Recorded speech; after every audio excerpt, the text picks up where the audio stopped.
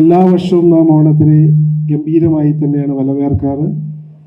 പ്രത്യേകിച്ച് ഓണത്തിൻ്റെ ഐതിഹ്യത്തെക്കുറിച്ച് മലയാളികളായ എല്ലാവർക്കും അറിയാം.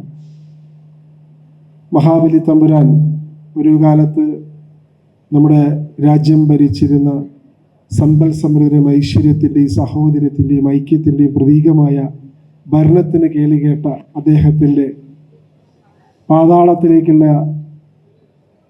യാത്രയ്ക്ക് ശേഷം, അതല്ലെങ്കിൽ പറഞ്ഞയച്ചതിന് ശേഷം തിരിച്ച് അദ്ദേഹത്തിൻ്റെ പ്രജകളെ കാണാൻ വേണ്ടി മലയാള മണ്ണിലേക്ക് തിരിച്ചു വരുന്നൊരു അസുലഭ മുഹൂർത്തമാണ്.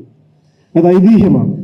അതിലുപരി വിളവെടുപ്പ് ഉത്സവത്തിൻ്റെയും മറ്റു മഴകളെല്ലാം മാറി ഒരു നല്ലൊരു അന്തരീക്ഷം തെളിഞ്ഞ ഒരു വേളയിൽ ആഘോഷിക്കുന്ന ഒരു ഉത്സവം കൂടിയായിട്ടാണ് ഓണത്തിനെ നാം കാണാറ്.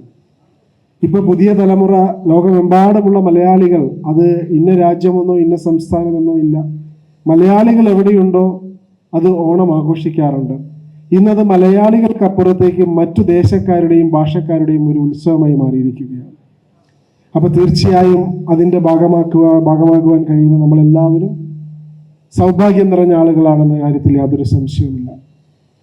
തീർച്ചയായും ഈ ഓണത്തിൻ്റെ നാളുകളിൽ വീണ് കിട്ടുന്ന തിരുവോണവും മറ്റു ദിവസങ്ങളിലും എല്ലാം തന്നെ കുടുംബാംഗങ്ങളെ കാണുവാനും സുഹൃത്തുക്കളെ കാണുവാനും സദ്യ കഴിക്കുവാനും പുതുവസ്ത്രങ്ങൾ ധരിക്കുവാനും പൂക്കളമിടുവാനും ആർത്തുല്ലസിച്ച് നടക്കുവാനും പഴയ ചെറുപ്പകാലത്തുള്ള സ്വപ്നങ്ങൾ തിരിച്ച് മനസ്സിലേക്ക് കൊണ്ടുവന്ന് അതിനെക്കുറിച്ച് ആലോചിച്ച് സന്തോഷം ഊറ്റം കൊള്ളുവാനുമുള്ള ഒരവസരം കൂടിയാണ്.